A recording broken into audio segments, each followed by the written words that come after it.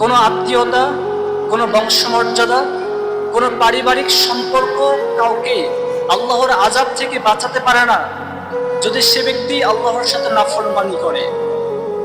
সে হতে পারে কোনো পীরের সন্তান, সে নাফরমান মানুষটি হতে পারে কোনো নবীর বাবা, সে নাফরমান মানুষটি হতে পারে কোনো নবীর চাচা, সে নাফরমান মানুষটি হতে পারে কোনো নবীর সন্তান।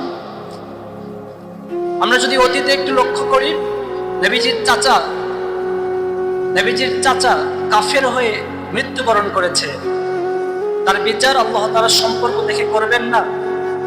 ইব্রাহিম আলাইহিস সালামের বাবা মুশরিক অবস্থায় মৃত্যুবরণ করেছেন, তার বিচার আল্লাহ তাআলা সম্পর্ক দেখে করবেন না?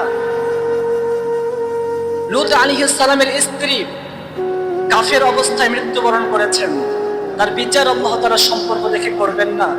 নূহ আলাইহিস সালামের সন্তান কাফের অবস্থায় ইন্তেকাল করেছেন, তার বিচার আল্লাহ তাআলা সম্পর্ক দেখে করবেন না। আল্লাহ তাআলা বিচার করবেন বান্দার ঈমান এবং আমল দেখে।